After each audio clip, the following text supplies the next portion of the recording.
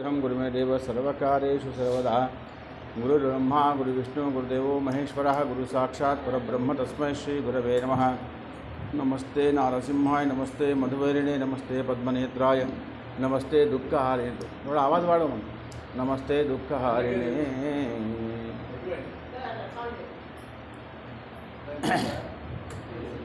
शारद नीरदेन्दु Ghansar Patir moral मल्लिकाहार Tushar फेन रजताचलकाश पणीश कुंद मंदार सुधापयोधि सिततामर सामर वाहिनी शुभाकारदनुप्पु निन्नु मदिगानकयन्यडुगलुगु भारती। राजा रामचंद्र भगवान की जय, महाबली हनुमान की जय। ఈరోజు రామనవరాత్రుల సందర్భంగా మనం మూడో రోజు కథ ప్రారంభం చేస్తున్నాం. బాగా జాగ్రత్తగా కథను వినండి. నేను చెప్తూ వస్తున్నాను. కథ వినడం వల్ల కథ అర్థమవుతూ ఉంటే మన లోపల అన్ని రకాలైనటువంటి శక్తులు పెరుగుతాయి. మనలో శక్తులు ఉంటాయి. అనిమ గరిమ మహిమ గరిమ నిగమ శక్తి శాస్త్రి ఈశిత్వం వశిత్వం ఇవన్నీ కూడా మనలో ఉంటాయట. ఇవన్నీ కూడా ఛేదనం అవుతాయి. అమ్మా నువ్వు చాలా బాగున్నావమ్మా, ఈరోజు మహాలక్ష్మిలా కనబడుతున్నావంటే మనం ఆ మాట మాట్లాడంగానే ఆమెలో ఒక మెరుపు వస్తుంది. ఏమమ్మా ఇట్లా ఉన్నావు, నువ్వు స్నానం చేయలేదు ఈరోజు అంటే ఆమె మొహం అంతా మారిపోతుంది. అంటే ఒక మాట శరీరంలో వెళ్తూ ఉన్నప్పుడు చెవుల ద్వారా మన మనసు ప్రచోదనం అవుతుందట. అందుకనే రామనామం వింటున్నప్పుడు రామకథ వింటున్నప్పుడు మన శరీరం అంతా ఇలా చేస్తుంటారు. అందుకనే అష్టసిద్ధి నవనిధికే దాదా ఆ యొక్క ఆంజనేయ స్వామి. అలాంటి విషయము మన అందరిలో కూడా ఉంటుంది. మనకందరికీ ఇప్పుడు బీపీ షుగర్లు మాత్రమే కనబడుతున్నాయి. అనిమా గరిమ మహిమా గరిమాలు కనబడతలేవు. ఎందుకు కారణం అంటే మనం దాంట్లోనే నిమగ్నమే ఉన్నాం కాబట్టి. దేంట్లో నిమగ్నం అయితే అదే కనబడుతుంది, అదే వినబడుతుంది. కాబట్టి శ్రద్ధగా రామకథను వినే ప్రయత్నం చేయండి. నిన్న రామచంద్ర గారు జన్మించారు. మనం జన్మించిన తర్వాత చాలా సంతోషంగా చూడండి. ఇప్పటిదాకా సంతానం అవ్వలేదు అని దశరథ మహారాజుకి దుఃఖం ఉండేది. కానీ ఇప్పుడు సంతోషం ఎలా వచ్చిందంటే ఒకటేసారి నలుగురు పుట్టారని. ఇప్పటిదాకా దుఃఖం ఉండేది, ఇప్పుడు పుట్టిన నలుగురు పుట్టేసినారు కాబట్టి చాలా ఆనందంగా ఉంటూ ఉన్నాడు. కొంతకాలం గడిచిపోయింది. సంతోషము ఎక్కువ కాలం ఉండదేమో అనిపిస్తుంది. దుఃఖకాలం కూడా ఎక్కువ కాలం ఉండదు, కానీ ఎక్కువ కాలం ఉండుందేమో అనిపిస్తుంది. ఎందుకంటే అది కూడా 2 రోజులే, ఇది కూడా 2 రోజులే. కానీ 2 రోజులు సుఖాన్ని తొందరగా గడిపించేస్తాయి. దుఃఖం మాత్రం 2 రోజులైనా 2 నెలల్లాగా అనిపిస్తాయి. ఆ దుఃఖానికి ఉన్న కారణం. కాబట్టి సంతోషం ముగుస్తుంది. మెల్లమెల్లగా పిల్లవాళ్ళు పెద్దకు కూడా అయిపోతున్నారు. ఆ యొక్క వశిష్ఠ మహాముని దగ్గర అన్ని రకాల విద్యలు నేర్చుకున్నారు. విద్యలు నేర్చుకోవడం అంటే వాళ్ళు ఊరికనే విద్యలు నేర్చుకున్నారు. చదువు మాత్రమే నేర్చుకోలే, శాస్త్రం మాత్రం నేర్చుకోలే, అన్ని రకాలైన విద్యలు. ఆ అన్ని విద్యల్లో ఏంటంటే గుడిసెలు కట్టడము, మోర్లు తవ్వడము, నీళ్లు తీసుకురావడము, చెట్లు పెట్టడము, చెట్లకు నీళ్లు వేయడము, ఇవన్నీ కూడా నేర్చుకున్నారు. రాజకుమారులు కాబట్టి రాజ్యంలో ఉంటేనే చదువు విద్య ఉంటుంది. కానీ గురుకులానికి వెళ్ళిపోతే వాళ్ళు అన్ని పనులు చెప్తారు. కృష్ణ పరమాత్మ కూడా అరణ్యానికి వెళ్ళి కట్టెలు మోసుకొచ్చేవాడు హోమం కోసం. కృష్ణ పరమాత్మ కృష్ణం మంది జగద్గురు అంటాం కదా, అలాంటి వాడు కూడా. ఎందుకంటే ఆయన ముని ఆశ్రమంలో ఉన్నాడు కాబట్టి ఈయన కూడా వశిష్ఠ ఉన్నారు కాబట్టి అన్నీ నేర్చుకున్నారు. కాబట్టి వీళ్ళు వనవాసంలో వెళ్ళినప్పుడు వీళ్ళ పర్ణకుడిని వీళ్ళే నిర్మించుకున్నారు. ఎవరైనా వచ్చారా, మేస్త్రి వచ్చారా, ఏమైనా వాళ్ళే నిర్మించుకున్నారు. కాబట్టి చెట్లు ఎక్కడం, అక్కడ భరతుడు వస్తున్నాడంటే లక్ష్మణస్వామి చాలా పెద్ద ఎత్తుగా ఉన్న చెట్టుని చూస్తున్నాడు అంటే చెట్లు ఎక్కడం కూడా వీళ్ళకి వచ్చు అని అర్థం. కాబట్టి అన్ని రకాల విద్యలు పోషించారు. మెల్లగా మెల్లగా మెల్లగా పెద్దగా అవుతున్నారు. రాముడికి లీలలు పెద్దగా లేవు. కృష్ణ లీలలు ఉన్నాయి కానీ రామలీలలు లేవు. ఎందుకంటే రాముడు లీల చేయడానికి రాలేదు, రాముడు యుద్ధం గెలవడానికి వచ్చాడు. కాబట్టి అలాంటి విషయంలో తొందరగా పెద్దవాళ్ళు అయిపోయారు. అయిపోయిన తర్వాత చూస్తూ చూస్తూ 15 సంవత్సరాలు వచ్చాయి. వచ్చిన తర్వాత వాళ్ళందరూ కూడా సుఖంగా ఉన్న సమయంలో దశరథ మహారాజు ఒకసారి అందరినీ పిలిపించి, అయ్యా వీడికి 15 సంవత్సరాలు వచ్చాయి కాబట్టి ఎట్లాగో నాకు పుత్ర సంతానం కోరుకున్నాను కాబట్టి పుత్రుడు అయ్యాడు, పెద్దవాడు కూడా అయ్యాడు కాబట్టి ఇప్పుడు ఖచ్చితంగా వీడికి వివాహమో లేదా రాజ్యం యొక్క ఉత్తర భాగమో అంటే ఉపరాజు చేద్దామా అని అనుకుంటున్న సమయంలో, ఆలోచిస్తున్న సమయంలో కొన్ని రోజులు దాటిన తర్వాత ఇంకా నిర్ణయం అవ్వలేదు. అక్కడ విశ్వామిత్ర మహర్షి వచ్చాడు. బాగా గుర్తుపెట్టుకోండి, విశ్వామిత్ర మహర్షి చాలా గొప్ప ఋషి. ఈయన ఒకప్పుడు రాజు. మీరు గుర్తుపెట్టుకోండి. అందుకనే రామాయణం వింటున్నప్పుడు ఎవరు ఏం చేస్తున్నారు అన్న విషయాన్ని తెలుసుకుంటే వాళ్ళ గుణాలు మనకు వస్తాయట. రాముడి గురించి బాగా ఆలోచిస్తే రాముడి గుణాలు వస్తాయి, సీత గురించి ఆలోచిస్తే సీత గుణాలు వస్తాయి. అదే రావణుడి గురించి ఆలోచిస్తే ఆయన గుణాలు కూడా వస్తాయి. కానీ ఆయన గుణాలు వచ్చినా నష్టమేమి లేదు, ఆయన పరమశివభక్తుడు. కాబట్టి మనం ఒక విషయం చూస్తున్నామంటే దాంట్లో మంచిని స్వీకరించాలి, చెడుని తీసేయాలి. బియ్యం వేస్తే జల్లెడలో పై బియ్యం తీసుకోవద్దు, కింద పైన తీసుకోవాలి. జల్లెడ ఎలా ఉంటుంది, చెడ్డదంతా తీసేస్తుంది. అలా రామాయణంలో ఉన్న విషయాలు కూడా కొన్ని విషయాలు తీసుకోవాలి, కొన్ని విషయాలు వదిలిపెట్టాలి. శాస్త్రం చెప్పిన మాట. అలా విశ్వామిత్ర మహర్షి వచ్చాడు. ఈ విశ్వామిత్రుడు కుశవంశానికి చెందినవాడు. కుశధ్వజుడు, కుశనాభుడు తర్వాత గాధికి పుట్టిన కొడుకే ఈ యొక్క విశ్వామిత్రుడు. ఈయన రాజు. బాగా గుర్తుపెట్టుకోండి, ఈయన రాజు. అయితే ఈయన రాజ్యం చేస్తున్న సమయంలో ఒకప్పుడు వశిష్ఠుల వారు ఆయన ప్రాంతంలోనే ఒక చిన్న కుటీరం పెట్టుకొని ఆయన అనుష్ఠానం చేసుకుంటున్నాడు. ఎవరు వశిష్ఠుడు? రాముడి యొక్క గురువు. బాగా గుర్తుపెట్టుకోండి. ఆయన అనుష్ఠానం చేస్తుంటే ఈయన రాజు కాబట్టి ఆ ఆశ్రమం దగ్గరికి అతి అహంకారంగా వెళ్ళి, నేను రాజును కాబట్టి నేను నీకు అసలు ఇక్కడ ఉండకూడదయ్యా, ఇక్కడి నుంచి వెళ్ళిపోమన్నాడు. వశిష్ఠుడికి బాగా కోపం వచ్చింది. వశిష్ఠుడు బ్రాహ్మడు, ఈయన క్షత్రియుడు కాబట్టి రాజు. కాబట్టి వశిష్ఠుడు అన్నాడు, నీ దగ్గర ఏ రకమైనటువంటి బలం ఉందో ఆ బలాన్ని ప్రదర్శిస్తే నేను ఇక్కడి నుంచి వెళ్ళిపోతాను. నువ్వు అనుకుంటున్నావు నేను క్షత్రుడిని కాబట్టి వెళ్ళగొట్టేస్తానేమో ధైర్యం నీకుంది, నమ్మకం నీకుంది, ఉందా? ఉంటే ప్రదర్శించు అన్నాడు. వినండి, ప్రదర్శించమంటే ఆయన ఏమన్నాడు, సరే రాజు కదా అని తీస్తే బాణాలు కొట్టే ప్రయత్నం చేస్తే వశిష్ఠుడు ఒక మంత్రదండాన్ని అలా పెట్టాడు. నా ఆశ్రమంలో అలా పెడితే ఆయన వేసిన ప్రతి ఒక్క బాణం కూడా అక్కడికి వచ్చి ఆ మంత్రదండానికి ప్రదక్షిణ వేసి కింద పడిపోతుందట. కింద పడిపోతుంటే బాగా బాధపడ్డాడు. ఇంత పెద్ద రాజుని నేను, అలాంటి ఒక చిన్న బ్రాహ్మణుడు చేసిన అనుష్ఠానం వల్ల, ఆ మంత్రదండం వల్ల నా శస్త్రాస్త్రాలన్నీ కూడా ఓడిపోతున్నాయి. అసలు నా రాజరికం కాదు, నా ధైర్యం కాదు, నా వీరత్వం కాదు, నాకు అనుష్ఠానం ముఖ్యమని చెప్పేసి అప్పుడు వైరాగ్యం చెంది అప్పుడు రాజ్యాన్ని వదిలిపెట్టేసి అనుష్ఠానం చేయగాని వెళ్ళిపోతాడు. అంటే రాజుగా ఉన్నవాడు వైరాగ్యం వచ్చేసి అనుష్ఠానం చేస్తే ఆయన అప్పుడు విశ్వామిత్రుడు అవుతాడు. అంటే ఎంత పెద్ద గొప్పవాడవుతాడంటే అసలు అన్ని మంత్రాల్ని, అన్ని శక్తుల్ని, అన్ని విషయాల్ని కైవసం చేసుకుంటాడు. అప్పటి నుంచి కూడా వశిష్ఠుడు అంటే విశ్వామిత్రుడికి పడి రాదు. గుర్తుపెట్టుకోండి. ఇక్కడికి వచ్చాడు. ఎక్కడికి? విశ్వామిత్రుడు ఎక్కడికి వచ్చాడు? దశరథ మహారాజు దగ్గరికి వచ్చాడు. ఈయన గురువు ఎవరు? వశిష్ఠుడు. ఈయన దగ్గరికి వచ్చాడు. ఆయన అక్కడే ఉన్నాడు. వీళ్ళిద్దరికి పడి రాదు మొదటి నుంచే. అందుకనే విశ్వామిత్రుడు వారు సహజంగానే అన్ని విషయాలు నేర్చుకున్న తర్వాత మనం అందరం రోజు చేసే గాయత్రి మంత్రాన్ని అనుష్ఠానం చేసి మనకి ఇచ్చినటువంటి పెద్ద గొప్ప గురువు. మనకు రోజు చెప్తానే మంత్రం ఓం భూర్భువస్వః, ఆ మంత్రాన్ని ఇచ్చింది విశ్వామిత్రుల వారే. గుర్తుపెట్టుకోవాలి విషయాన్ని.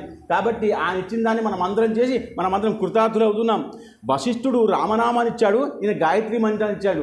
గాయత్రి మంత్రం చేయకుండా ఉంటే లాభం లేదు, రామనామం చేయకుండా లాభం లేదు. కాబట్టి ఇద్దరు ఋషులు కూడా మన జీవితాన్ని మళ్ళీ చాలా ఉద్ధరింపజేద్దామని మంచి విషయాలు రెండు ఇచ్చారు. అయితే ఇక్కడ విశ్వామిత్రుడు వచ్చాడు, వశిష్ఠుడితో పడిరాదు. కానీ దశరథ మహారాజు దగ్గరికి వెళ్ళంగానే దశరథ మహారాజు లేచి నిలబడి విశ్వామిత్రుడికి నమస్కరించి, అయ్యా రండి, మా దగ్గరికి వచ్చారండి, మీకు ఏం కావాలి అంటే, అప్పుడు ఆయన అన్నాడు, నేనేం కావాలంటే అది ఇస్తావా, నేనేం కావాలంటే అది ఇస్తావా అంటున్నాడు. ఒక్కసారి మీరు రఘువంశీయులు మాటిస్తే మాట తప్పకూడదు. మీ వాళ్ళందరూ నాకు తెలుసు, అందరూ నాకు తెలుసు. మీరు ఒక్కసారి మాటిస్తే మాట తప్పకూడదు. మరి మాట ఇస్తావా, నేనేం కావాలంటే ఇస్తావా? విశ్వామిత్రుడికి కోపం ఎక్కువ. అసలు మొత్తం సప్త ఋషుల్లో అసలు విశ్వామిత్రుడు ఉన్నాడు. కానీ విశ్వామిత్రుడు ఉన్న దుర్వాసుడు అంతకంటే కోపిస్తుడు. కాబట్టి ఆయన ఎక్కడైనా యుద్ధం చేసినా అసలు దుర్వాసుడు ఏ ఋషుల్లో కూడా, ఏ మునుల్లో కూడా, ఏ సప్త ఋషుల్లో కూడా రాలేదు. ఆ తర్వాత కోపంగా ఉన్నది విశ్వామిత్రుడు ఒక్కడే. కాబట్టి ఆ విశ్వామిత్రుడికి బాగా కోపం ఉంది. కాబట్టి ఒకసారి త్రిశంకు అనే రాజుని నేను నీకు సశరీరంగా స్వర్గానికి పంపిస్తానని చెప్పి పెద్ద యజ్ఞం చేశాడు. ఒక రాజుకు సశరీరంగా స్వర్గానికి పంపిస్తానని. అసలు స్వర్గానికి సశరీరంగా ఎవ్వరు వెళ్ళరు. ఇప్పుడు కలియుగంలో తుకారాం భగవాన్ పోయినట్టు చెప్తారు, కానీ ఇంకా మనకు పెద్దగా దాని గురించి లేదు ఇంకా. కాబట్టి ఆయన అనుష్ఠానం చేసి ఆ యొక్క త్రిశంకు రాజుని స్వర్గం వరకు తీసుకెళ్తాడు. కానీ స్వర్గంలో ఆ యొక్క రాజు ఇంద్రుడు ఆయన చూసి అలా రావడం తప్పని చెప్పేసి తంతే కిందికి వస్తున్నాడు. అది ఎలా అయ్యాట, తలక్రిందులు అయిపోయాడు త్రిశంకుడు. అందుకనే ఆయన్ని త్రిశంకు స్వర్గము అంటారు. స్వర్గం వరకు వెళ్ళి కూడా స్వర్గం వెళ్ళిపోకుండా మధ్యలో ఆపేసినటువంటి విషయము ఆ యొక్క విశ్వామిత్రుడికే ఉంది. కాబట్టి విశ్వామిత్రుడు ఎప్పుడు కూడా అనుష్ఠానం చేసినా ఆయన విషయం అంతా కూడా వృధా ఖర్చు పెట్టేస్తాడు. 1000 రూపాయలు సంపాదిస్తాడు, వృధా ఖర్చు పెట్టేస్తాడు. చాలా అనుష్ఠానం చేస్తాడు, తప్పుడు పనులు చేస్తాడు. ఇలా చేసే ఒకసారి బాగా అనుష్ఠానం చేస్తుంటే ఆ యొక్క ఇంద్రదేవుడు ఆ యొక్క మేనకను పంపిస్తాడు. మేనకను పంపిస్తే ఆ మేనక ద్వారా వాళ్ళిద్దరికి కూడా, ఎందుకంటే ఒక స్త్రీ వచ్చిన తర్వాత ఆ అనుష్ఠానంలో విషయం వెళ్ళిపోతుంది. రంభ, ఊర్వశి, మేనక, తిలోత్తమల పని ఏంటంటే ఎవరికి అనుష్ఠానం చేయనివ్వకూడదు. కాబట్టి అలా చేయనికుండగా ఆ విశ్వామిత్రుడితో ఇలా చేయిస్తాడు. అందుకని విశ్వామిత్రుడి జపం మళ్ళీ పోతుంది. అంటే ప్రతిసారి సంపాదిస్తాడు, ప్రతిసారి పోతుంది విషయం. కాబట్టి నేను కూడా గొప్పవాణ్ణి అవ్వాలనే ఉద్దేశంతో, రాముడు నాతో ఉంటే బాగుంటుందనే ఉద్దేశంతో దశరథ మహారాజు దగ్గరికి వచ్చాడు. వచ్చి, నాకు దశరథ, నీ కొడుకుని నాకు ఇవ్వవయ్యా, నాకు కోపం బాగా ఉంది, ఎన్నిసార్లు అనుష్ఠానం చేసినా, ఎన్నిసార్లు యజ్ఞం చేసినా ఫలితం అవ్వట్లేదు, రాక్షసులు వస్తున్నారు, ఆ యొక్క యజ్ఞాన్ని పాడు చేస్తున్నారు, కాబట్టి నీ కొడుకు నాతో వస్తే బాగుండు, నువ్వు మాట ఇచ్చావు కూడా ఇస్తానని ఇవ్వు అన్నాడు.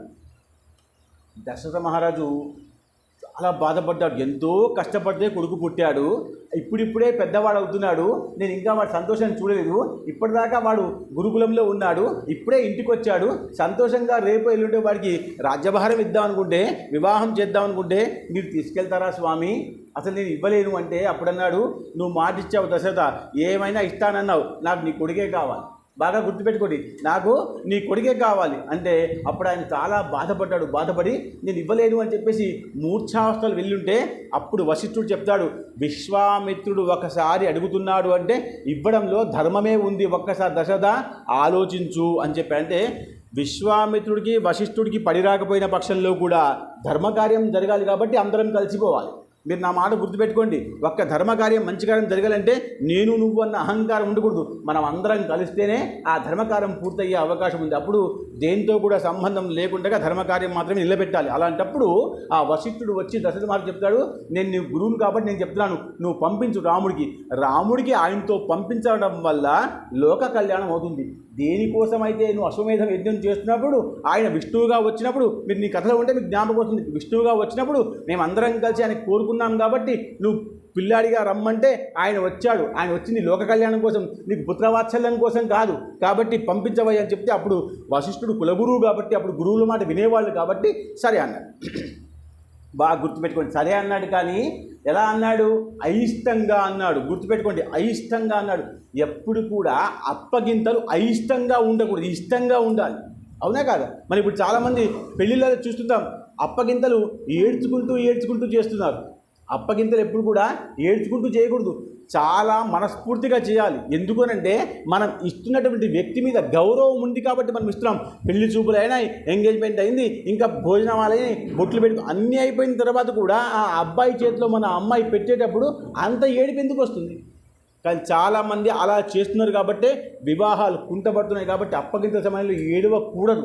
బాగా గుర్తుపెట్టుకోండి, బాగా మనకు బాధ ప్రేమ ఉంటుంది, కానీ మనం విశ్వాసం ఉన్న వ్యక్తిని ఇస్తున్నాం కాబట్టి అలా ఆ వ్యక్తి మీద విశ్వాసం ఉంచాలి అంటే ఏడవకూడదు. ఇది శాస్త్రం చెప్పిన మాట, మనం అలా చేయట్లే, ఏడుస్తున్నాం.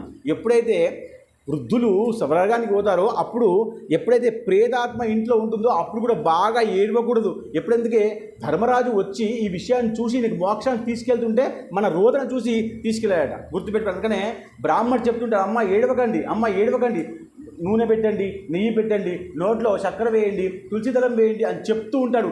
ఏడుస్తూ చేయకూడదు. ఈ కర్మ ఏడుస్తూ చేస్తే ఆయన నరకానికి వెళ్తాడు. ఈ విషయం అంతా శాస్త్రం చెప్పిన మాట. మనకి దీని మీద విశ్వాసం లేకపోవడం వల్ల మనం అంతా కూడా కర్మల్లో ఉండి ఇలా మాట్లాడి మానవులాగా ప్రయత్నం చేస్తాం. మనం మానవులైనా కానీ శాస్త్రం తెలిసిన వాళ్ళే ఉండాలి. గుర్తుపెట్టుకోండి. అలా అప్పగించేటప్పుడు బాధగా ఆ యొక్క దశతో అప్పగించాడు కాబట్టి అప్పుడు విశ్వామిత్రుడు అన్నాడు, అమ్మ కౌసల్య, నేను రాముని తీసుకెళ్తున్నాను, నీకైనా ఇష్టం ఉందా లేదా? బాగా వినండి, తల్లికి ఇష్టం ఉండాలి కదా, నీకైనా ఇష్టం ఉందా లేదా? ఆయనైతే వద్దంటున్నాడు, అప్పుడే అవునంటున్నాడు. వశిష్ఠుడు బొమ్మంటున్నాడు. మరి నీకేమనిపిస్తుందంటే అప్పుడు ఆమె అంది, లోక కళ్యాణం కోసం పుట్టినవాడు నాకు తెలుసు. ఎందుకంటే ఆమెకి కనబడ్డాడు కదా, మనం ఆ రోజు అనుకున్నామా లేదా? ఆమె అటుపక్క మొహం చేసి సూర్యుని దిక్కు మాట్లాడుతుంటే స్వతహాగా భగవానుడు 4 చేతులతో వచ్చాడు అని చెప్పుకున్నామా లేదా? అలా ఆయన భగవానుడు అని ఆమెకు తెలుసు. కానీ కొన్నిసార్లు కొన్ని విషయాలు మర్చిపోవడమే చాలా మంచిది. కానీ ఇప్పుడు ఆమె జ్ఞాపకం వచ్చింది, అవునవును ఈయన పుట్టింది లోక కళ్యాణం కోసమే అని చెప్పేసి సరే తీసుకువెళ్ళు అని చెప్పింది.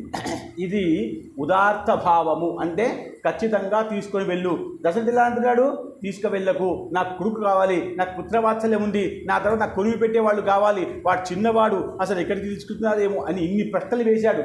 ఎందుకయ్యా ఇన్ని ప్రశ్నలు వేస్తున్నామంటే అప్పుడు దశరథ మహారాజు అన్నాడు, అసలు ఎక్కడికి తీసుకెళ్తాను నా కొడుకుని ఎక్కడికి తీసుకెళ్తా? అప్పుడు ఆయన అన్నాడు, నేను సిద్ధాశ్రమానికి తీసుకెళ్తున్నాడు. అక్కడ నేను యజ్ఞం చేస్తుంటే సుబాహు మారీచులు ఇద్దరు కూడా నా యజ్ఞాన్ని పాడు చేస్తున్నారు. కాబట్టి నాకు యజ్ఞాన్ని రక్షణ చేయడం కోసం రాముడు కావాలి. అప్పుడు దశరథ మహారాజు అన్నాడు, ఈ సుబాహు అంటే ఈ మారుతుడు అంటే ఆ రావణునికి సంబంధించిన వాళ్ళు కదా, మరి వాళ్ళ ద్వారా యుద్ధం చేయడం మేమే యుద్ధం చేయలేదు. చూడండి, దశరథ మహారాజు మనం అతిరథ మహారథుడు అన్న పక్షంలో కూడా రావణుతో యుద్ధం చేయలేదు. బాగా గుర్తుపెట్టుకోండి. అసలు దశరథ మహారాజు తలుచుకుంటే ఏమేం చేయొచ్చుగా, కానీ రావణునితో ఎప్పుడు యుద్ధం చేయలేదు. రావణుడు కూడా ఇక్కడి దాకా రాలేదు. అదే గొప్ప విశేషం ఏంటంటే, విశ్వామిత్రుడికి విషయం తెలిసిపోయింది. ఇంకా దశరథ మహారాజు వాళ్ళ ఆధ్వర్యంలో ఉన్న వాళ్ళందరూ కూడా ఆ రావణునికి భయపడుతున్నారు. దాని తర్వాత వచ్చే యువతరం మాత్రమే, కొత్త వాళ్ళు మాత్రమే, ఇప్పుడిప్పుడు యవ్వనంలో ఉన్న వాళ్ళు మాత్రమే అన్ని రకాలుగా ధైర్యంతో, శక్తితో, ధర్మంతో ఆ యొక్క రావణాన్ని ఓడగొట్టే అవకాశం ఉంది. కాబట్టి రాముణ్ణి మనం సిద్ధం చేయాలి, రాముణ్ణి మనం తయారు చేయాలనే ఉద్దేశంతో ఆ యొక్క రావణ వధ కోసం, గెలిపించడం కోసం, అన్ని విషయాలు తెలిపడం కోసం, యంత్రాలు, శస్త్రాలు, అస్త్రాలు నేర్పించడం కోసం ఆ యొక్క విశ్వామిత్రుడు రాముణ్ణి సిద్ధాశ్రమానికి తీసుకెళ్తున్నాడు. ఇది లోపల ఉన్న ఆంతర్యం. ఇది మనకు అర్థమవుతుందా? అర్థమవుదు, ఋషులకు మాత్రమే అర్థమవుతుంది. కానీ దశరథ మహారాజుకి పుత్రవాత్సల్యం ఉంది కాబట్టి అర్థమవ్వలేదు. అర్థమవ్వక సరే అని పంపిస్తాడు.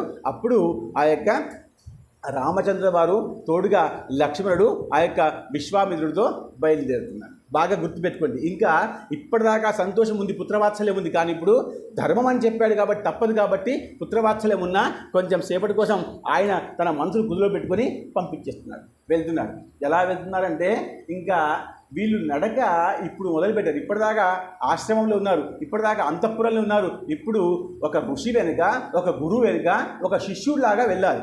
కాబట్టి వాళ్ళు వాళ్ళ యొక్క ధనుషబాణాన్ని తీసుకొని ఆ యొక్క నడుస్తూ ఉన్నారు. కొంచెం దూరం పోయిన తర్వాత అలసిపోతున్న వీళ్ళకి నడక అలవాటు లేదు కదా, వీళ్ళకి నడక అలవాటు లేదు. ఎప్పుడైనా రథం మీద వెళ్ళేటువంటి వాళ్ళు వీళ్ళందరూ కాబట్టి, రాజకుమారులు కాబట్టి, పుట్టాడు కాబట్టి, అతి ప్రేమ కాబట్టి, అతి సుకుమారం కాబట్టి నడవలేకపోతున్నారు. కొంచెం దూరం పోయిన తర్వాత యమునా నదికి దక్షిణ భాగంలో ఆగిపోయారు. ఎందుకంటే సూర్యాస్తమయం అయిపోయిన తర్వాత అలా ఆగిపోయారు. రాత్రి ఇంకా పడక నిర్మాణం చేయాలి. ఇప్పటిదాకా వాళ్ళు మంచిగా పట్టు వస్త్రాల మీద పడుకొని చామరులు, అక్కడ సేవ చేసేవాళ్ళు, నౌకర్లు వీళ్ళందరూ ఉండి సేవ చేసుకుంటూ ఒకళ్ళు ఊపుతూ ఉంటే, విసనకరతో ఊపుతుంటే, దీనికి ఏమంటారంటే మరకర్మలు అంటారు. ఇలా ఊపుతూ ఉంటారు. దాంతో అలా చేస్తూ ఉంటే సుఖంగా నిద్రపోయే రామచంద్రుల వారు ఇక్కడ సంధ్యా సమయం అయిపోయింది, ఇంకా పడుకోవాలంటే ఆకులన్నీ తీసుకొచ్చి ఒక దగ్గరగా పెట్టి, అది మొదలు విశ్వామిత్రుడు పడుకోబెట్టి ఆయన పాదసేవ చేసిన తర్వాత, ఆయన పడుకున్న తర్వాత మనం పడుకోవాలి. ఇది శిష్యుల లక్షణం.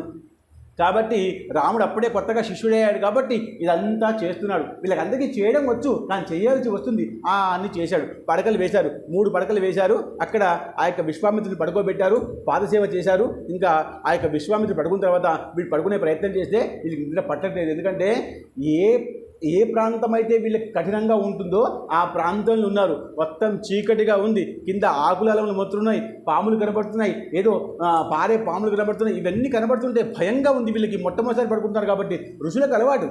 కానీ వాళ్ళు అలా పడుకుని కొంచెం సేపటి తర్వాత నిద్రలోకి జారిపోతున్నారట. అలాగే అంటే అలసిపోయిన శరీరం కాబట్టి ఎక్కడైనా నిద్ర వస్తుంది. ఆకలిగా ఉంటే ఏమైనా పోతుంది. లోపల బాగా కడుపులో మంచిగా భోజనం లేకుండా, ఆకలి లేకుండా ఉంటే పంచభక్ష పరమాన్నాలు కూడా మనకు నచ్చవు, అవునా కాదు? అలా నిద్రలోకి జారిపోయారు. ఇంకా పొద్దున్నే 3:15కి ఆ యొక్క విశ్వామిత్రుడు లేచి స్నానసంధ్య చేసి, అప్పుడులో చాలామంది అందరూ కూడా బాగా దగ్గరగా గంగ ఉన్నవాళ్ళు గంగా స్నానం చేసేవాళ్ళు. ఇప్పుడు పుష్కరానికో, అమావాస్యకో లేదా ఇంకేమైనా మంచి కార్యక్రమం ఉంటే వెళ్తున్నారు. కానీ గంగ దగ్గరగా ఉంటే రోజు గంగా స్నానం చేయాలి. శాస్త్రం చెప్పిన మాట మనకు చాలా దగ్గరగా ఉంది. మనం వెళ్ళాం. మనం ఇంట్లో స్నానం చేయడం ఆలస్యం బాగా కదా. దీనికి స్నానాలు ఉన్నాయి. ఋషి స్నానము, మనుష్య స్నానము, దేవతా స్నానము, రాక్షస స్నానం, ఇలా స్నానాలు 4 రకాలుగా ఉన్నాయి. 3:15కు చేస్తే అది ఋషి స్నానము, 5:15కు చేస్తే దేవతా స్నానము, 6:15కు చేస్తే మనుష్య స్నానము, 6:15 తర్వాత చేస్తే రాక్షస స్నానము. మనం రోజు కూడా రాక్షస స్నానమే చేస్తాం. చాలామంది చేస్తారు, చెప్పుకోకండి. ఇప్పుడేం బయటపడే అవసరం లేదు, నేనేం అడగట్లేదు మీకు. కానీ అందరూ ఇలా చేస్తాం. కానీ అప్పుడు 3:15కే ఆ యొక్క విశ్వామిత్రుడు లేచి గంగలో స్నానం చేసి బయటకు వచ్చి ఆచమనం చేసి అప్పుడు అంటున్నాడు, కౌసల్యా సుప్రజా రామ పూర్వా సంధ్య ప్రవర్తదే ఉత్తిష్ట నరశార్ధులం కర్తవ్యం దైవమాన్నికం అంటున్నాడు. అంటే మీరు బాగా వినండి, దశరథ మహారాజు దగ్గర నుంచి ఆ పిల్లవాడిని తీసుకొచ్చాడు, రాముని తీసుకొచ్చాడు. కానీ ఇక్కడ పొద్దున లేపేటప్పుడు మొదట ఏమన్నాడు? కౌసల్యా సుప్రజా రామ అన్నాడు. అంటే దీనికి అర్థం బాగా చూసుకోండి. దశరథ మహారాజు అయిష్టంగా పంపించాడు, కౌసల్యమాత ఇష్టంగా పంపించింది. కాబట్టి కౌసల్యాపుత్రుడా, నువ్వు లోక కళ్యాణం చేయడానికి గొప్పవాడివయ్యా లే అంటున్నాడు. అంటే కౌసల్యకి ఇక్కడ గౌరవం ఇచ్చాడు విశ్వామిత్రుడు. ఎందుకంటే ధర్మకార్యంలో మునిగి ఉంది ఆమె, పుత్రవాత్సల్యంలో మునిగి ఉన్నాడు దశరథుడు. ఇంత తేడా ఉంది. దీంట్లో ఉన్న మర్మాన్ని మనం అర్థం చేసుకుంటేనే మనకు రామాయణం అర్థమవుతుంది. అందుకనే కౌసల్య సుప్రజా రామ పూర్వా సంధ్యా ప్రవర్తది అని లేచిపడ్డాడు. నిలబడ్డాడు రాముడు. ఏమి స్వామి చెప్పండి, సేవ చేసుకునే అలవాటు, ఇప్పటిదాకా సేవ చేసుకునే అలవాటు, ఇప్పటి నుంచి సేవ చేయాలి అనగానే ఇస్తున్నాడు. ఏం చేయాలి? ఏమి లేదు, సంధ్యావందనం చేసుకొని ఇంకా మనం ముందుకు వెళ్ళాలి రా అన్నాడు. సరే అన్న. ఇంకంతకంటే ఏం లేదు. అక్కడ ఒకసారి తండ్రి పంపించాడు, వశిష్ఠుడు వెళ్ళమన్నాడు. ఇంకా ఈయనే గురువు, ఈయనే దైవం, ఈయనే అన్ని. కాబట్టి ఇంకా వెళ్ళారు. కొంచెం దూరం వెళ్ళిన తర్వాత, నడుచుకుంటూ వెళ్ళిన తర్వాత మళ్ళీ మధ్యాహ్న సమయం అయింది. ఆ మధ్యాహ్న సమయంలో గంగాజలం గురించి కందమూలాలు తింటున్నారు. ఇప్పటిదాకా పంచభక్ష పరమాలు తిన్నారు వీళ్ళు, లడ్డూలు, ఆ పూరీలు అవి అన్ని తిన్నారు. కానీ ఇప్పుడు కందమూలాలు మాత్రం, అది కూడా గురువు గారికి ఇచ్చిన తర్వాత మిగిలితే మనం తినాలి దొరికిన దాంట్లో. ఇది రాముడికి వచ్చిన అవస్థ. కాబట్టి తీసుకున్నాడు. తింటూ ఉంటే విశ్వామిత్రుడు చూసి అన్నాడు, రామా నువ్వు బాగా అలసిపోయావు, లక్ష్మణ నువ్వు కూడా బాగా అలసిపోయావు. మీరిద్దరు కూడా అలసిపోకుండా ఉండడం కోసం, నిద్ర పట్టకుండా ఉండడం కోసం మీకు మంచి ఉపాయం చెప్తాను. ఆ ఉపాయం పేరే బల అతి బల అనేటువంటి 2 విద్యలు ఇస్తాడు. అప్పుడు బల అతి బల 2 విద్యల్ని విశ్వామిత్రుడు ధారపోసి ఇచ్చాడు. రామచంద్రుల వారికి అది రాగానే ఆ శక్తి వచ్చేసింది. లక్ష్మణ స్వామికి మెల్లమెల్లగా వచ్చింది. దీనివల్ల అలసట ఉండదు, నిద్ర ఉండదు, దీనివల్ల ఏ రకమైనటువంటి క్షోభ ఉండదు. కాబట్టి ఈ 2 విషయాల్ని రాముడు స్వీకరించారు. ఇంకా అక్కడి నుంచి మళ్ళా మెల్లగా వెళ్తున్నారు. బాగా వినండి. వెళ్ళిన తర్వాత కొంచెం దూరంలో ఒక ప్రాంతం కనబడింది. ఆ ప్రాంతంలో అంతా కూడా భస్మమే ఉందట. భస్మం అంటే బూడిద. ఆ బూడిద ఉంటారు. ఆ బూడిదని చూసిన తర్వాత ఆ రామచంద్ర వారు అన్నారు, ఏమి స్వామి ఇలా ఉంది అంటే, అప్పుడు ఆయన చెప్పాడు, ఇది అంగదేశము. ఇది ఏమిటి? అంగదేశము. ఒకప్పుడు ఆ యొక్క శివుని యొక్క భార్య సతి అగ్నిలో వెళ్ళిపోయిన తర్వాత ఇంకా నాకు భార్య లేదనే ఉద్దేశంతో ఆయన బైరాగి అయిపోయి ఇక్కడికి వచ్చి అనుష్ఠానం చేస్తున్నాడు. బాగా విను రామ, ఇక్కడ అనుష్ఠానం చేస్తూ ఉంటే ఈయన అనుష్ఠానం నుంచి బయటకు వస్తేనే మళ్ళా పార్వతీదేవత వివాహం అయితేనే అప్పుడు వాళ్ళకి స్కందుడు పుడతాడు. అంటే ఆ స్కందుడు పుడితేనే తారకాసుర వధ అవుతుంది. కాబట్టి ఆయన యజ్ఞంలో ఉండకూడదు, ధ్యానంలో ఉండకూడదు. ఆయన ధ్యానాన్ని భగ్నం చేయాలని చెప్పేసి ఆ యొక్క కామదేవుడిని పంపించేశాడు. ఆ కామదేవుడు పరిగెత్తుకుంటూ వచ్చి ఏదో ప్రయత్నం చేశాడు. కానీ శివుడికి బాగా కోపం వచ్చి 3వ కన్ను చేసి ఆ యొక్క మదనుని కాల్చేశాడు. ఆ కాలిపోయిన శరీరం అంతా కూడా భస్మం అయిపోయి అక్కడంతా కూడా భస్మం అయిపోయిందట. అదే అంగదేశము. అంగము పడిపోయింది కాబట్టి అంగదేశం. అంగం అక్కడ పడిపోయింది కాబట్టి అది అంగదేశము. ఆ అంగదేశానికి కొంతకాలం తర్వాత మళ్ళా మహాభారతంలో కర్ణుడు రాజు అయ్యాడు. మనకు మళ్ళీ మహాభారతంలో వస్తుంది ఆ విషయం. ఆయన అంగదేశానికి మహారాజు, దుర్యోధనుడి మిత్రుడు కర్ణుడు కదా. ఈ విషయం అన్నీ ఇప్పుడు రామాయణం ఒకటి వింటుంటే దీంట్లో క్షోభ, ధర్మము, జ్ఞానము, అర్థము, భారతము అన్ని కాండాలు రావాలి. వస్తేనే మనకు కొంచెం మనతో ఊరికి అంగదేశం నుంచి వెళ్ళిపోయారంటే అంగదేశం ఎందుకు వచ్చింది తెలవాలి కదా. కాబట్టి ఇక్కడ చాలా గొప్ప విశేషమయ్యా. శివుడే అనుష్ఠానం చేశాడు. నమస్కరించుకుంటూ వెళ్ళమంటే రామచంద్ర వారు నమస్కరించు వెళ్ళారు. ఎందుకంటే రామచంద్రుల వారికి శివుడు అంటే బాగా ప్రేమ. కాబట్టి రా మా అని పేరు చెప్పి మహాదేవుడిలో 2వ అక్షరము, మాలో మొదటి అక్షరం, నారాయణలో 2వ అక్షరం. కాబట్టి రామ అన్న పేరు నిన్న మనం అనుకున్నామా లేదా? అలా ఇలా అక్కడ అంగదేశం నుంచి ఇంకా కొంచెం ముందుకు వెళ్తే అక్కడ ఎలా ఉందంటే అడవి అంతా కూడా చిమ్మని చీకటి. అసలు మధ్యాహ్నం 12 అవుతుంది కానీ ఎంత చీకటిగా ఉందంటే ఆ చీకటిలో కాకులు దూరని చీకటి అంటారు కదా, కారణ్యం అనే అడవి అంటారు. అలా అడవి విచిత్రంగా ఉందట. దాంట్లో పోవడానికి భయం వేస్తుంది. కానీ విశ్వామిత్రుడు అలవాటు ఉంది కాబట్టి ఆయన వెళ్ళిపోతున్నాడు. రామచంద్రుల వారు చాలా కష్టంగా ఆ అడుగులు వేసుకుంటూ ఆయన వెంట వెళ్తుంటే, ఆయన వెంట లక్ష్మణస్వామి వెళ్తుంటే వాళ్ళని చూసి ఆయన అప్పటికీ అనుకుంటున్నాడు పాపం రాజకుమార్ సుకుమారులను. కానీ బల అతి బల విద్యలు ఇవ్వడం వల్ల ఏమి భయం అనిపించకుండా మెల్లమెల్లగా వెళ్ళిపోతున్నారు. అలవాటు ఉండి వెళ్ళడం వేరు, ధైర్యంతో పోవడం వేరు, మొండిగా పోవడం వేరు, పోవాల్సి వస్తుంది కాబట్టి పోవడం వేరు. ఇన్ని వేర్లు ఉన్నాయి, బాగా గుర్తుపెట్టుకోండి. ఊరికనే అన్ని విషయాలు కలిసి రావు. అలా వెళ్తున్నారు. కొంచెం దూరం వెళ్ళిన తర్వాత అక్కడ ఇంకొక ఆశ్రమం కనబడింది. ఆ ఆశ్రమం అంతా కూడా ఎలా ఉందంటే, అంత పెద్ద అడవిగా ఉన్న సమయంలో కూడా అక్కడ ఒక ఆశ్రమంలో అన్నీ కూడా చెట్లు మొలిచి ఉన్నాయట. ఆశ్రమంలో చెట్లు మొలిచి ఉంటే ఎలా ఉంటారు జనాలు? ఉండలేరు కదా. రాముడికి ఆశ్చర్యం వచ్చి, మహాగురు దీంట్లో అన్నీ కూడా చెట్లు మొలిచి ఉన్నాయి, దీంట్లో అసలు ఎవరుంటారు, ఏముంటారు అని చెప్పేసి నమస్కరించి అంటున్నాడు. అందుకనే గురువు గారికి ప్రశ్న వేసేటప్పుడు చాలా గౌరవంగా ప్రశ్న వేయాలి. అహంకారంతో ప్రశ్న వేసినా సమాధానం రాదు, నాకు వచ్చున్న విషయం చెప్పినా రాదు. కాబట్టి గౌరవంగా పరిప్రశ్నయ, చెప్పాలనిపించాలి, అలా అడగాలి. ఇది శాస్త్రం చెప్పిన మాట. ఎలా చెప్పాలనిపిస్తే అలా అడిగితేనే ఆ గురువు గారు చెప్తారు. ఎలా జరిగింది స్వామి అని చెప్పి నమస్కరించి ఆ రామచంద్ర అడిగితే అప్పుడు ఆయన చెప్తున్నాడు, ఇది మలద కరుష దేశము. ఇక్కడ అంగదేశం అయిపోయింది, ఇంకెక్కడికి వచ్చారు వాళ్ళు? మలద కరుష దేశము. మలదము అంటే మలము, శరీరంలో ఉన్నటువంటి మలము. దీనికి పేరు ఎలా వచ్చింది స్వామి అని అడిగాడు. ఎంత జిజ్ఞాస ఉంటే అడుగుతారు, ఎంత కోరిక, ఎంత తపన. ఏం జరిగిందో అడగాలి, ఏం జరిగిందో తెలుసుకోవాలి, నాకని తెలిసి ఉండాలని కోరిక మనిషిలో ఉండాలి. ఇది విద్యార్థి లక్షణం, శిష్యుడి లక్షణం. అలా అడుగుతున్నాడు. ఏమైందంటే అప్పుడు ఆ యొక్క విశ్వామిత్రుల వారికి అన్నీ తెలుసు కాబట్టి చెప్తున్నాడు. ఏమంటాడంటే, ఇంద్రుడు ఇక్కడికి ఒకసారి వచ్చాడు. ఇక్కడ చాలామంది రాక్షసులు ఉండేవాళ్ళు. బాగా విను, చాలామంది రాక్షసులు ఉండేవారు. ఉంటే ఈ రాక్షసులందరూ కూడా ఇక్కడ ఉన్న ఋషి పరంపరను పాడు చేస్తున్నారు కాబట్టి ఒకసారి ఇంద్రుడే స్వతహాగా ఇక్కడికి వచ్చి అందరు రాక్షసులను చంపేశాడు. చంపుతూ కాలం గడిచిపోయింది కాబట్టి ఏ రోజు కూడా ఆయన స్నానం చేయలేదు, ఏ రోజు కూడా శుభ్రం అవ్వలేదు, ఏ రోజు భోజనం చేయలేదు. కాబట్టి ఎప్పుడైతే యుద్ధం అంతా అయిపోయిందో అప్పుడు కూర్చొని ఉంటే ఆయన మీద రోజు యుద్ధం చేసినటువంటి దుమ్ము అదంతా కూడా మలదము. దాని పేరేమిటి? మలదము అంటే దుమ్ము మొత్తం పేరుకుపోయింది శరీరం మీద. అప్పుడు పేరుకపోయి కరుషము అంటే శరీరంలో శక్తి పూర్తిగా అయిపోయింది. దీన్నే మలద కరుషము అన్నారు. అంటే అప్పుడు యుద్ధం అంతా అయిపోయింది కాబట్టి పైనుంచి దేవతలు కూడా పుష్పవర్షము గంగాజలం వేసి ఆయన శరీరాన్ని అంతా కూడా కడిగేశారట. ఇంద్రుని యొక్క శరీరం కడగడం వల్ల అక్కడ ఆయన శరీరం మీద ఉన్నటువంటి ఆ యొక్క మలమంతా కూడా కింద పడిపోవడం వల్ల అదంతా కూడా మలద కరుష ప్రాంతం అయిపోయింది. బాగా గుర్తుపెట్టుకోండి. అలా ప్రాంతాలకి పేర్లు వచ్చాయి. మరి రామాయణంలో అలా వింటేనే రామాయణం అర్థమవుతుంది. ఊరికినే రాముడు పోయి యుద్ధం చేసుకొచ్చి సీతను గెలుచుకుని వచ్చారంటే కుదరదు.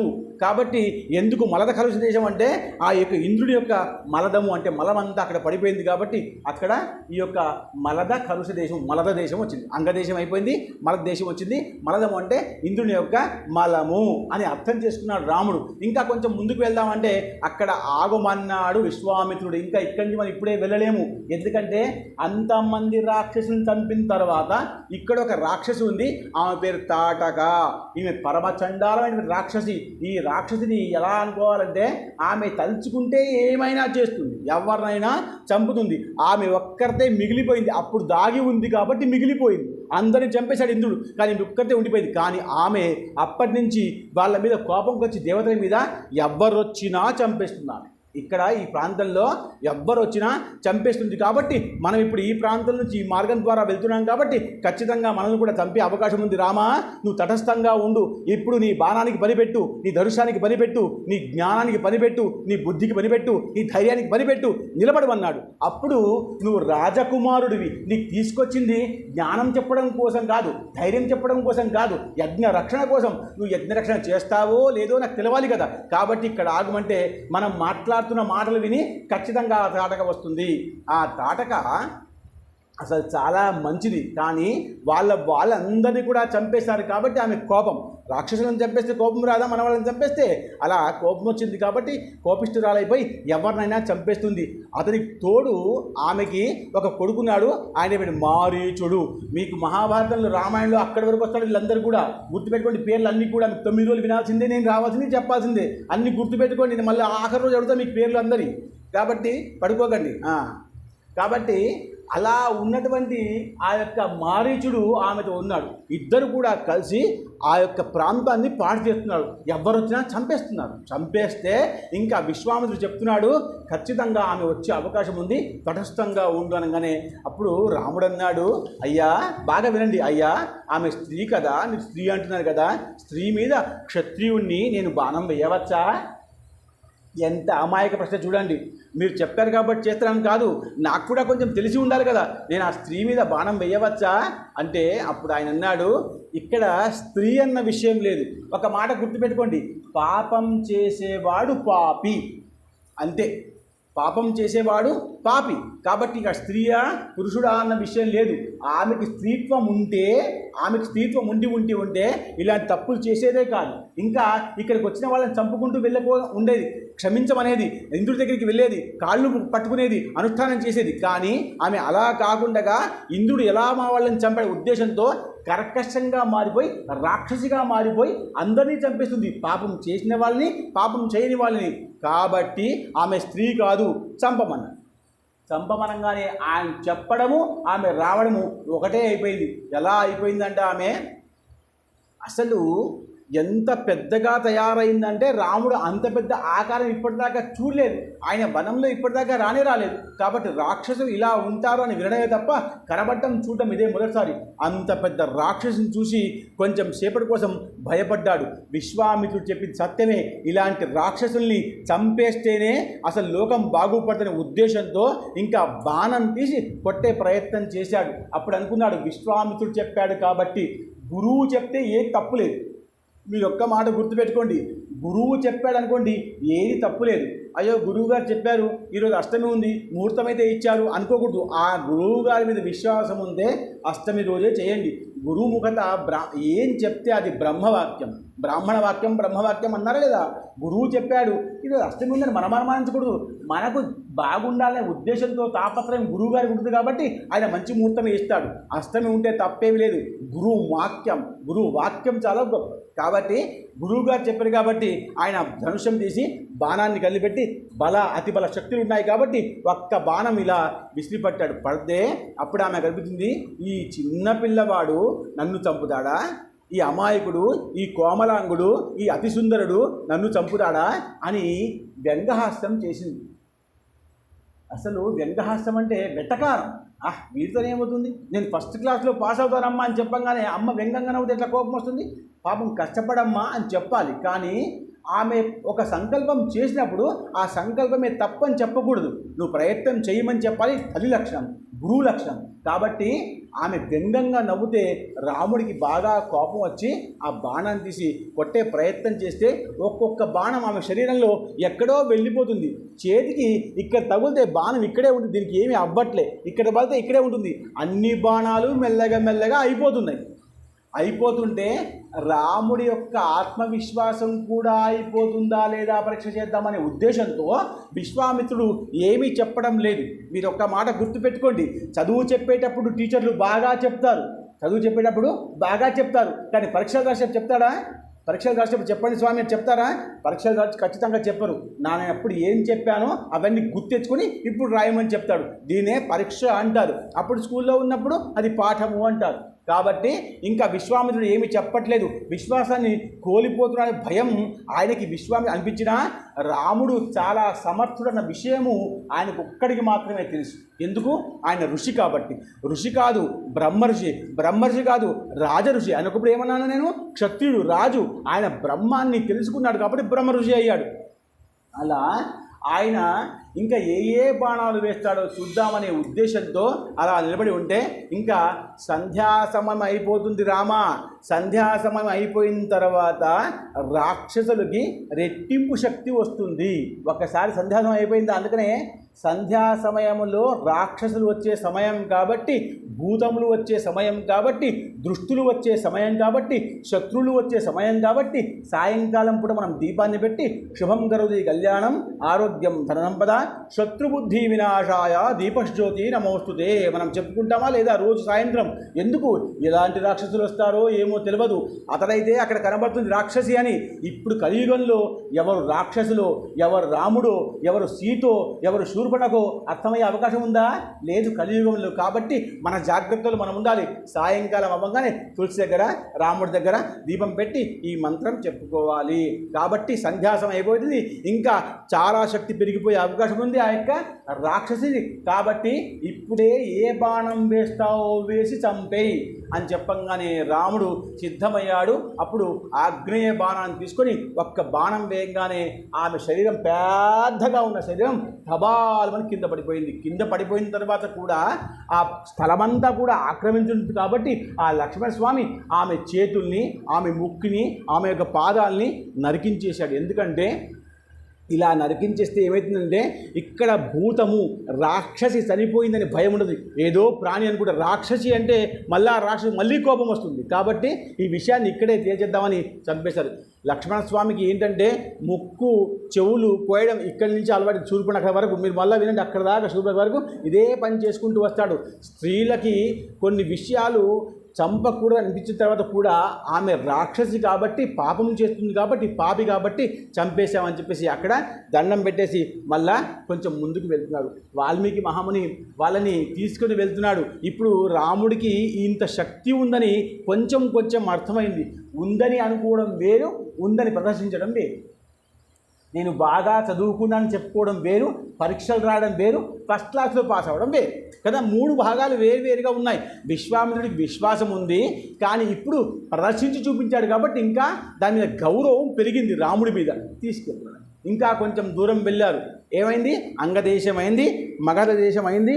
దాని తర్వాత వెళ్ళారు వీళ్ళు సిద్ధాశ్రమానికి. బాగా గుర్తుపెట్టుకోండి, సిద్ధాశ్రమంలోనే అనుష్ఠానం ఉంది కదా, యజ్ఞం ఉంది. ఈ యజ్ఞం పరిపూర్ణం అవ్వాలని చెప్పేసి ఇంకా ఇదే మన సిద్ధాశ్రమము. ఇక్కడ పెద్ద వాళ్ళు, గొప్ప వాళ్ళు, నారాయణుడు కూడా ఇక్కడ అనుష్ఠానం చేశారు. రామా, ఈ విషయాన్ని చూడు అని చెప్పంగానే ఆయన ఆశ్రమానికి నమస్కరించి స్తబ్దంగా నిలబడి, ఇంకా స్వామి ఏం చేయాలో చెప్పండి అని చెప్పంగానే, ఇప్పుడు చేసేది ఏమి లేదు, కొంచెం ఆగు, యజ్ఞం రేపటి నుంచి మొదలు పెడదామని చెప్పేసి చెప్తే అక్కడున్న ఋషులందరూ కూడా ఈ రామలక్ష్మణుని అదే విధంగా చూస్తున్నట.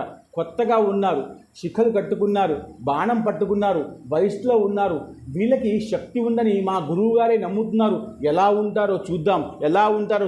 మనం నిన్న స్వాముల వారిని నేను చాలాసార్లు అయితే అప్పుడెప్పుడో 5 సంవత్సరాలు నేను చూశాను, ఇవాళ మళ్ళీ చూశాను. ఎప్పుడు చూసినా టీవీలో చూస్తాను, నిన్న ప్రత్యక్షంగా చూశాను. ఆ చూసిన చూపులో ఒక శక్తి ఉంటుంది, ప్రత్యక్ష దర్శనంలో శక్తి ఉంటుంది. మీరు బాగా గుర్తుపెట్టుకోండి, నేను చెప్పాను, మీరు యూట్యూబ్లలో రామాయణం వినకండి, పంచాంగం వినకండి. ప్రత్యక్ష బ్రాహ్మడు ఎక్కడ చెప్తే అక్కడికి వెళ్ళాలి. ఇది ధర్మం.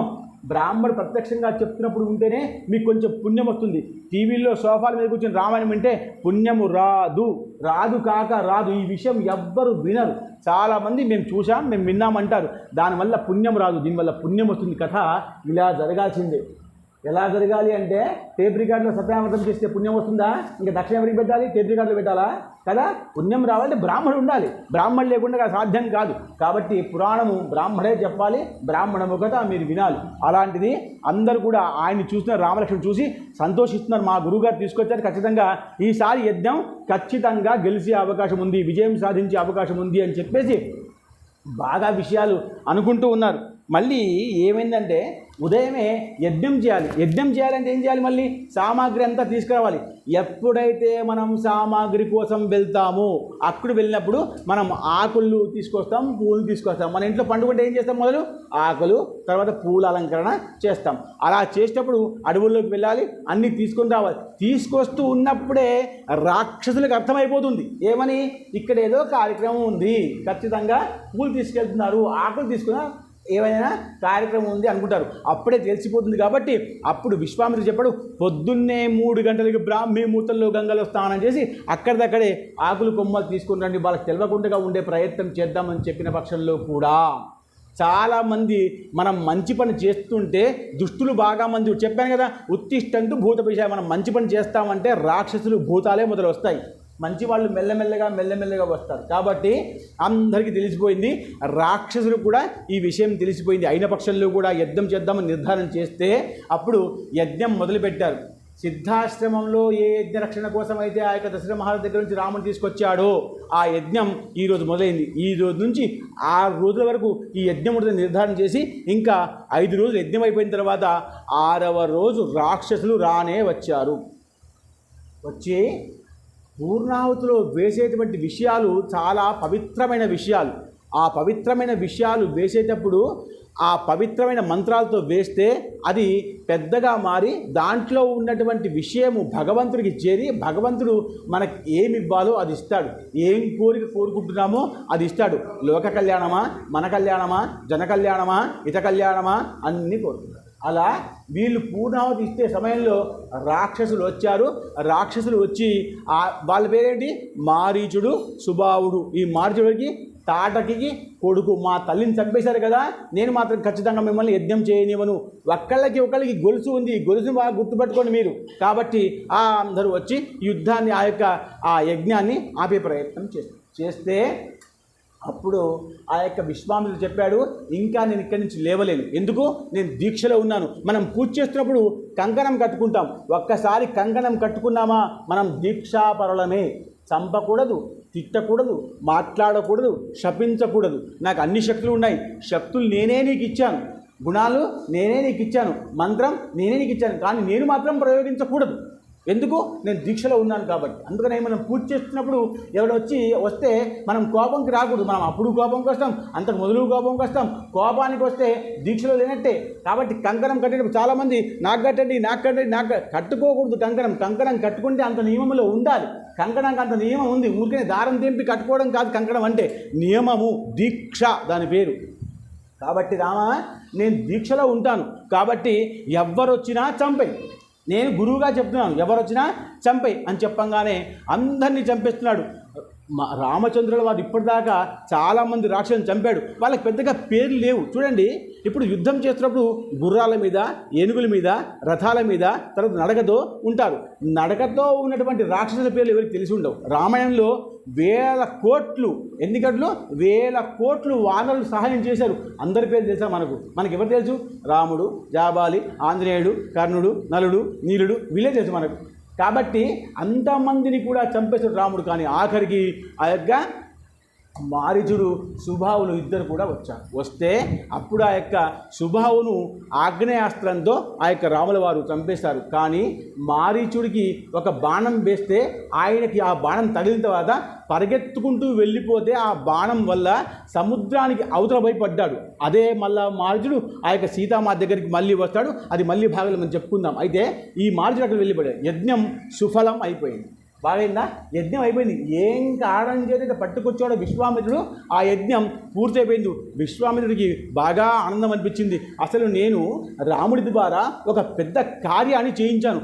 మొత్తం అంతా కూడా రాముడి గురించి వశిష్ఠుల మాత్రమే చేస్తున్నారు. నేను చేయకూడదా? రాముడు నా విషయం కాదా? నేను రాముడి కోసం ఏం చేయకూడదా అని అనుకొని ఇవన్నీ చేశాడు. ఇలా చేసి ఇంకా రామా, ఇంకా యజ్ఞం అయితే అయిపోయింది, ఇంకా మనం కొంచెం ముందుకు వెళ్దాం, మళ్ళీ నీకు మీ ఇంటికి తీసుకెళ్దాం అని చెప్పేసి ముందుకు వెళ్తున్నారు. నాకు ఒక ఆలోచన వచ్చింది. ఇంకా కొంచెం దూరంలో మిథిలా నగరం ఉంది. అక్కడ ఒక ధనుస్సు ఉంది. ఆ ధనుస్సును ఒక్కసారి నువ్వు చూడు, నీకు ఆనందం అనిపిస్తుంది. ఎందుకంటే అది పెద్ద గంభీరమైనటువంటి ఒక శక్తివంతమైన ధనుస్సు. దాన్ని చూడ్డానికి వెళ్దాం రా అన్న. సరే అని వాళ్ళు ఉదయం లేచి మళ్ళీ ప్రయాణం మొదలుపెడితే కొంచెం దూరం వెళ్ళిన తర్వాత అక్కడ ఒక ఆశ్రమం కనబడింది. ఇక్కడ అన్నీ కూడా ఆశ్రమాలు అంటున్నారంటే మీకు కొంచెం ఆశ్రమం, అక్కడ ఇల్లు అన్న విషయం లేదు. ఇండ్లు అంటే అన్ని రకాలుగా కప్పబడి ఉండి దర్వాజాలు ఉండి గట్టిగా ఉంటాయి, దాన్ని ఇల్లు అంటారు. మనం ఇప్పుడు ఇల్లు, భవనము, గుడిసె, విల్ల, బంగ్లా ఇట్లా అంటాం లేదు. ఒక్కొక్క దానికి ఒక్కొక్క పేరు. దాంట్లో ఉండేది మనమందరమే ఉంటాం. కానీ కొందరికి బంగ్లా అంటాం, కొందరికి ఇల్లు అంటాం, కొందరికి కూన పెంకిల్లు అంటాం, కొందరికి గుడిసె అంటాం కదా. కానీ అక్కడ అన్నీ కూడా ఆశ్రమాలు. ఎందుకంటే అది అన్ని రకాలుగా పూర్తిగా భద్రంగా ఉండదు కాబట్టి ఆశ్రమం. అక్కడ ఎవరైనా రావచ్చు, ఎవరైనా పోవచ్చు. ఎవరికైతే శక్తి ఉందో వాళ్ళు ఉంటారు. అరణ్యంలో ఉండాలంటే ఊరికనే ఉంటామా? శక్తి ఉండాలి. ఏ శక్తి ఉండాలి? ధైర్య శక్తి ఉండాలి. అలా ఆశ్రమం గడిపింది. ఆ ఆశ్రమం కూడా చాలా మబ్బుగా, అంటే దాంట్లో ఏమి కూడా అసలు శక్తి లేదు, దాంట్లో ఏమి కూడా ప్రాణం లేదు. అక్కడక్కడ చెట్లు మొలిసి ఉన్నాయి, అక్కడక్కడ పిచ్చుకలు ఉన్నాయి, కుక్కలు పడుకొని ఉన్నాయి. అది విషయం చూసి రామచంద్ర అంటున్నారు, మహాగురు ఏమిటది? మహాగురు అన్న పదానికి ఏంటంటే నీకు అన్నీ తెలుసు. మహాగురు ఎవరని అంటారు? నీకు అన్నీ తెలుసు. మాకు ప్రశ్న వేయాలనిపిస్తుంది మిమ్మల్ని చూసిన తర్వాత, ఆ విషయం చూసిన తర్వాత, మిమ్మల్ని చూసిన తర్వాత ప్రశ్న వేయాలనిపిస్తుంది. అలా ప్రశ్న వేస్తే మీరు సమాధానం చెప్తారు నమ్మకం మాకు ఉంది కాబట్టి మీరు చెప్పండి ఇది ఏమిటంటే. అప్పుడు ఆయన చెప్తున్నాడు, ఇదేమిట, ఇది అహిల్య గౌతముల యొక్క ఆశ్రమము. రామచంద్ర బాగా చూడు, ఇది అహిల్య యొక్క గౌతముల యొక్క ఆశ్రమము. మీరు బాగా వినాలి అమ్మ.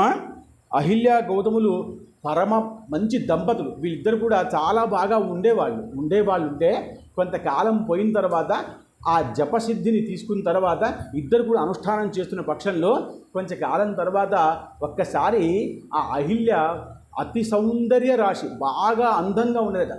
అంటే ఆ సౌందర్యాన్ని చూసి ఇంద్రుడికి ఒకసారి అనిపించదా, అసలు అహిల్య దగ్గరికి మనం వెళ్ళాలి, ఒక్కసారైనా ఆమెను అనుభవించాలి అని అనుకొని ఇంద్రుడు గౌతముని యొక్క వేషం వేసుకొని ఇక్కడికి వస్తాడు. వచ్చిన తర్వాత మీరు ఈ విషయాన్ని గుర్తుపట్టుకోవాలి. చాలామంది ఒక్కొక్కరు ఒక రకం చెప్పిన పక్షంలో నిజమైన విషయం దాచిపెడతారు. కొందరికేమో బాధ అనిపిస్తుంది కాబట్టి, కొందరికేమో నచ్చదు కాబట్టి, కొందరేమో చెప్పకూడదు కాబట్టి ఇలా చెప్తారు. కానీ సత్యం ఏమిటంటే అసలు ఆ యొక్క ఇంద్రుడిని చూసిన తర్వాత ఇంద్రుడి యొక్క అందం చూసి ఆ యొక్క అహిల్య సంతోషించి ముచ్చటించి తన శరీరాన్ని ఆయనకు స్వాధీనం చేసిందట. బాగా గుర్తుపెట్టుకోండి. ఇలా జరిగింది కాబట్టి ఆమెకు శాపం వచ్చింది. ఊరికి ఎందుకు శాపం వస్తుంది కదా? ఇస్తే ఇంకా అప్పుడే గౌతముడు బయట నుంచి వచ్చాడు. చూస్తే నేను లేని పక్షంలో ఎవరు వచ్చారు గుర్తుపట్టలేదా అని ఆ యొక్క అహిల్యకు ప్రశ్న వేస్తే ఆమె ఏమీ సమాధానం చెప్పలేదు. అవునం లేదు, కాదలేదు. కాబట్టే గౌతముడి కోపం వచ్చి అహిల్యకు శాపం ఇచ్చి, నువ్వు రాయి లాంటి దాన్ని, అసలు నీకు బుద్ధి లేదు, నీకు జ్ఞానం లేదు, భర్త ఎవరు అన్న కనిపెట్టలేకపోయావు, నువ్వు పతివ్రతవు కావలేవు, కాబట్టి నువ్వు అసలు పాపాత్మురాలవి, నిన్ను వదిలిపెట్టి వెళ్ళిపోతున్నాను అని వదిలిపెట్టి వెళ్ళిపోతే ఇప్పటి నుంచి దేన్నైతే నువ్వు ఆశించావో సౌందర్యాన్ని, ఆ సౌందర్యం లేకుండా పోతుంది. అసలు నువ్వు చాలా సౌందర్యవతివి, ఆ సౌందర్యం నీకు లేకుండా పోతుంది. నువ్వు తినలేవు, ఉండలేవు, ఆగలేవు, వెళ్ళలేవు, ఏవి చేయలేవు. అలా పడి ఉంటావు, రాయిలాగా పడి ఉంటావు. బాగా గుర్తుపెట్టుకోండి. అలా పడి ఉంటావంటే ఆ శాపాన్ని ఆమె స్వీకరించినందుకు, తప్పు చేసింది కాబట్టి. తప్పు చేసిన వాడు ఒక దెబ్బ పడాల్సిందే. మళ్ళీ తప్పు చేయకుండా ఉండే అవకాశం ఉంది, లేదా తప్పు చేసిన ఆలోచన రాకుండా ఉండే అవకాశం ఉంది. కాబట్టి ఆమె అలా ఉండిపోయింది. రామ, ఆ లోపల ఉన్నది అహిల్య. ఒక్కసారి ఎప్పటి నుంచో ఈ యొక్క శాపాన్ని ఆమె విమోచనం చేసుకుంటూనే ఉంది, ప్రాయశ్చిత్తం చేసుకుంటూనే ఉంది. ఆ సమయం అయిపోయింది. లోపలికి నువ్వు వెళ్తే నీ పాదాలు పవిత్రమైన పాదాలు. నువ్వు చాలా గొప్పవాడివే రామ. రఘువంశంలో, ఇక్ష్వాకు వంశంలో పుట్టినవాడివి, గొప్పవాడివి నువ్వు. నీ పాదం ఒక్కసారి ఆశ్రమంలో వేస్తే ఆ అహిల్యకి మంచి మార్పు జరుగుతుంది, ఆమెకి ఉత్సాహం జరుగుతుంది, ఆమెకి పాపం నుంచి విముక్తి అవుతుంది, ఆమె జీవితం ఉద్ధారం అవుతుంది. ఒక్కసారి రా నాన్న అని చెప్పి ఆ యొక్క విశ్వామిత్రుడు రామచంద్రుల వారిని ఆ యొక్క ఆశ్రమంలోకి తీసుకొని వెళ్ళాడు. వెళ్తే ఆయన అడుగు పెట్టంగానే ఇప్పటిదాకా ఎదురు చూస్తున్నటువంటి ఆమె ఎలా ఎదురు చూస్తుందట? ఆమె రాయిగా మారిపోలేదు. ఆమె ఏమైందంటే ధూళి అయిపోయింది. అంటే ఏమాత్రం లోపల దయ, కరుణ, ప్రేమ, భూకం, ఆకారం, భోజనం ఏమీ లేకుండా ఉండిపోయిగా అలా స్థిరంగా ఉండిపోయింది. అంతే ఉండిపోయింది. కాబట్టే ఆమెకి రాయిలాగా అన్న, రాయిగా కాదు రాయిలాగా, అంటే రాయి కాదు ఆకారము. అలా ఆశ్రమంలోకి వెళ్ళంగానే ఆమె ఢబాల్మ నిలబడి ఆ యొక్క రాముడి మీద పాదాల మీద పడిపోయింది. పడిపోగానే అహిల్య ఉద్ధారం అయిపోయింది. అంతలోనే ఆ యొక్క గౌతముడు కూడా వచ్చాడు. గౌతముడికి రాముడు చెప్పాడు, ఈమె ప్రాయశ్చిత్తం అయిపోయింది కాబట్టి ఇంకా స్వీకరించు అంటే అప్పటి నుంచి ఆ అహిల్య గౌతముడు మళ్ళీ కలిసి ఉన్నాడు. ఆ యొక్క గౌతముడు ఆమెను క్షమించి మళ్ళీ సంసారం చేస్తే ఆయనకి సంతానం కలిగింది. ఆ సంతానమే శతానందుడు. గుర్తుపెట్టుకోండి, ఈ శతానందుడే ఆ యొక్క మిథిల రాజుకు ఆయన మంత్రి. ఎలా మంత్రి అంటే ఇక్కడ ఎలా మంత్రి అయినా దశరథ మహారాజుకి అక్కడ ఆయన మంత్రి. కాబట్టి గురుద్దేశే మహాద్దేశే జ్ఞానద్దేశే వ్యవస్థిత అన్నారు. కాబట్టి ఇక్కడ వశిష్ఠుల వారు ఎంత గొప్పవారో దశరథ మహారాజుకి అంత గొప్పవాడు శతానందుడు. ఎవరికి? మిథిల మహారాజుకి. గుర్తుపెట్టుకోండి, ఎవరి కొడుకినా? గౌతముడు అహిల్య యొక్క కొడుకు. అక్కడ మిథిలగులు ఉన్నాడు. ఇక్కడ ఉద్ధారం చేసిన తర్వాత ఆ యొక్క అహిల్యను ఉద్ధారం చేసిన తర్వాత ఆ యొక్క విశ్వామిత్రుడికి నా శిష్యుడు ఎంత గొప్పవాడు, అక్కడ తాటకని చంపాడు, ఇక్కడ నాతో ఉన్నాడు, తండ్రిని వదిలిపెట్టేసి వచ్చాడు. ఇక్కడ ఆ యొక్క అహిల్య అసలు పాప విమోచనం అవుతుందో కాదో, అవుతుంది అని చెప్పంగానే ధైర్యంతో కాలు మీద లోపలికి వెళ్ళాడే. వెళ్ళంగానే ఆమె లేచి నిలబడింది. ఎంత పవిత్రుడు రాముడు అని తనకు తానే సంతోషిస్తున్నాడు. నా శిష్యుడు ఇంత గొప్పవాడా, నేను ఎంచుకున్నవాడు ఇంత గొప్పవాడా, నేను తీసుకొని తీసుకొచ్చిన వాడు ఇంత గొప్పవాడా, చూడండి మనవాడు ఎంత గొప్ప కార్యం చేస్తుంటే మనకు అంత ఆనందం అనిపిస్తుంది, అవునా? అలా తీసుకెళ్ళి ఇంకా కొంచెం దూరం వెళ్ళాడు. ఇంకా కొంచెం దూరం వెళ్తే ఇంకా దూరంలో మిథిలా రాజ్యం కనబడతా ఉంది. ఆ మిథిలా రాజ్యానికి ఇంకా మనం ఖచ్చితంగా వెళ్దాం అని పక్షంలో వెళ్తూ అయ్యా చూడండి, అయ్యా ఇన్ని విషయాలు చెప్పుకుంటూ వస్తున్నారు కదా, నాకు ఒక్కసారి మా వంశం గురించి చెప్పండి. మా వంశం గురించి ఎప్పుడు అడగలేదే, నాకు ఎప్పుడు అవసరం పడలేదు, కాబట్టి మా వంశం గురించి చెప్పండి అని అంటే, మా వంశం గురించి చెప్పండి అంటే, సరే మీ వంశం గురించి చెప్తాను. మీరు ఇక్ష్వాకు వంశము, సూర్య వంశము. మీ వంశంలో ఎంతోమంది రాజులు మహారాజులు ఉన్నారు. దాంట్లో సగర మహారాజు గొప్ప మహారాజు. ఆ సగర మహారాజుకి 60,000 మంది సంతానం. 60,000 మంది సంతానం అయితే ఈ సంతానం ఒకసారి వాళ్ళ దగ్గర యజ్ఞం చేస్తున్నప్పుడు ఒక అశ్వాన్ని వదిలిపెట్టారు. ఆ అశ్వం పరిగెత్తుకుంటూ ఎక్కడికో వెళ్ళిపోయిన తర్వాత ఆ అశ్వాన్ని వెతికి పట్టరమ్మని ఆ యొక్క సగుడు చెప్తే 60,000 మంది ఆ యొక్క కుమారులు ఆ అశ్వాన్ని వెతకడానికి వెళ్ళారట. ఎక్కడికెక్కడికి వెళ్ళారు, ఎలా ఉంది, ఆ అశ్వం దొరికిందా లేదన్న విషయాన్ని మనం రేపటి భాగంలో చెప్పుకునే ప్రయత్నం చేద్దాం. రాజా రామచంద్ర భగవానికి జై, महाबली हनुमान की जय। यत्र योगेश्वर कृष्णो यत्र पार्थो धनुर्धरः तत्र श्रीर्विजयो भूति ध्रुवाणि तिरुमतिर्मम। स्वस्ति स्वस्ति स्वस्ति।